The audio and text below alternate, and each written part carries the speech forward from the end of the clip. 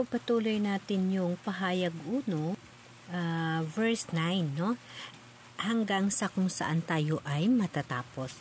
Ito guys, pag mayroon kayong Bible, sa lahat sana ng palataya dyan at nagtitiwala sa Diyos kaya ang Espiritu ng Diyos na sa sayo, basahin mo ito guys. Basahin mo ito. Napakaganda ito na mensahe para sa iyo. Mga kapatid, lahat tayo nangangarap na pipiliin ng mahal na Diyos na maging tupa.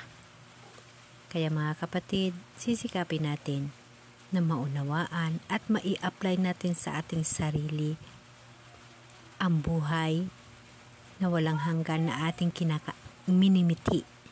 Sa paraan sa pagbasa sa Bible, mauunawaan natin bilang tayong tao kung ano ba ang gusto na mahal na Diyos sa atin. Kasi sinasabi ko sa inyo, lahat tayo, bawat isa sa atin, meron tayong obligasyon na nakalaan simula pa nang tayo ipinanganak. So, gusto mo malaman yung obligasyon mo? Hingin mo sa Diyos kung ano bang obligasyon na mayroon ikaw. Hingin mo sa Kanya kung ano ba ang para sa'yo.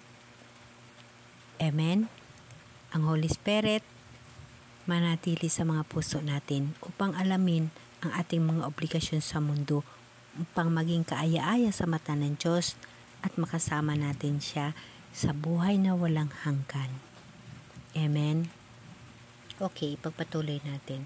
Ito ay isang pangitain tungkol kay Jesus Christ.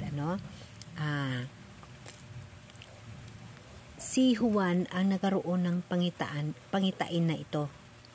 Nooy ako'y araw ng Panginoon, sinasihan ako ng Espiritu at narinig ko mula sa aking likuran. Espiritu Diyos na Espiritu ang nagparamdam kay Juan sa kanyang pangitain. Sinalinan siya ng Espiritu. So, ibig sabihin guys, pag once na nagkakaroon ka ng vision, ibig sabihin, sinasamahan ka ng Espiritu Santo, ng Espiritu. So, uulitin ko guys kung bakit nagiging interesado ako sa ganitong pag-aaral at ganitong buhay sa ngayon. Kasi guys, kailangan kasi ako'y nakaranas ng vision. Yung vision na aking natuunan ng pansin, inuulit ko guys, nung ako'y kasalukuyan na ako'y natutulog. And then, yun na nga guys, ang sinasabi ko sa inyo na ako'y nakasakay sa jeep, and then ako'y nahulog. Pagkahulog ko ay may nagsalo sa akin, ngunit sa dulo, na kumbaga ay kung sa tao pailigtas na tayo, mayroong ibon. Mayroong ibon akong puti na sinusundan. Sinusundan ko yun. So sa vision, ang Espiritu, ang Holy Spirit, dito ko napagtanto, dito ko rin na patunayan na yung nakikita ko na yun sa vision ko na yun, yung ibon na sinundan ko is Espiritu. The Spirit, So sinundan ko yun guys. Ito siya ay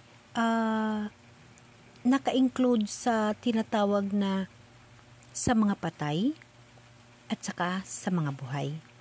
Once pala tayo namamatay guys, yung judgment inaantay natin, siyempre mayroon talagang nauunang pumapanaw, mayroon talagang nauuna sa atin. So yung doon, ang mga spirit, nung aking naratingan na vision, yung aking pinapaliwanag sa inyo, yung aking nakikita. So, sana kayo na ang mag-uunawa. Hingian nyo sa Espiritu Santo na mahal na Diyos kung paano unawain. Nang sinusundan ko yung ibon, nakarating ako sa maraming kwarto. Lalong dumarami ang mga ibon na lumilipad. Puting-puti ang lahat ng mga pintuan, ang lahat ng mga paligid.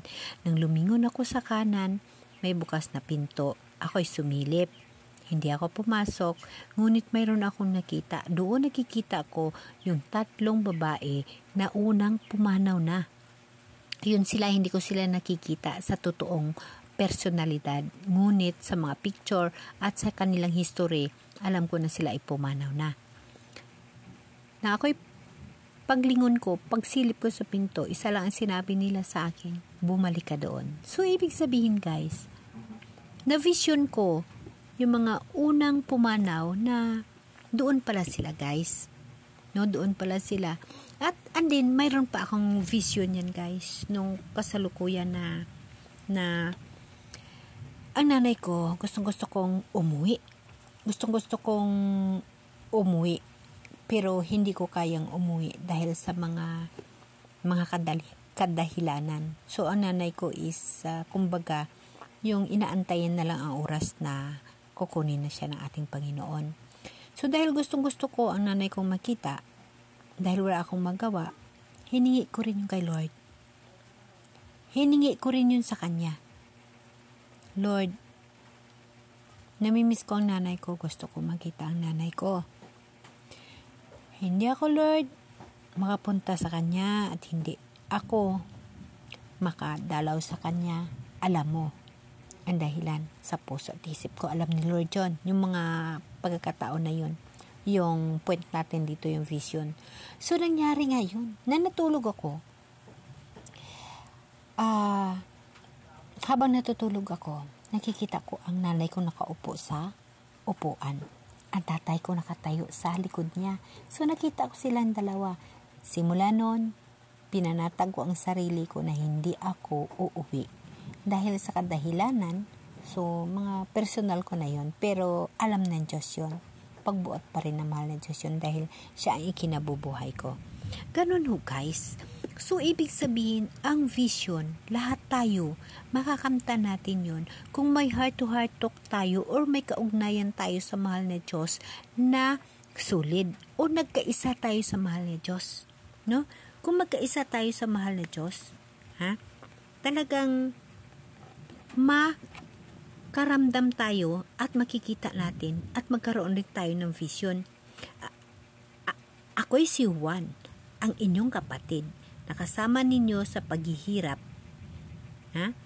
paghahari at pagtitiis dahil sa pakikipag-isa kay Jesus. No? Di ba? So once na ang mahal na Diyos pala nasa sayo, maraming mga kababalaghan na mangyayari sa buhay mo. Pero wag mong itago yun. Kailangan i-share mo yun. Kailangan ipaalam mo yun sa mga tao upang malaman nila at maramdaman rin nila ang naramdaman mong kaligayahan. So guys, yung vision ko na yun, how many times? Ang daming vision na nangyari sa buhay ko guys na nagkatotoo. Kaya, again guys, nagpapasalamat ako na ang buhay ko, ang mahal na Diyos ang nag-guide sa akin, So, uulitin ko. Nooy araw ng Panginoon, kinasihan ako ng Espiritu at narinig ko mula sa aking likuran ang isang malakas na tinig na parang tunog ng trumpeta. Yun ang sabi ni Juan sa kanyang vision, sa kanyang pangitain, Ang sabi, isulat mo ang iyong nakikita at ipadala mo sa 7 iglesia sa Efeso, Ismania, Pergamo, Tiatira, Sardias, Philadelphia, at sa Laodicea. So guys, itong 7 espiritu na ito, uunahin natin dito yung espiritu ng Efeso, kung ano ang kanyang pinadala dito. Pero dapat ninyo tatandaan na kung anong inyong nakikita, inyong isinusulat. Kaya guys, yung mga vision na nakikita ko, isinusulat ko sa pamagitan nitong pagsusulat at pagsasalita dito. Amen? Amen.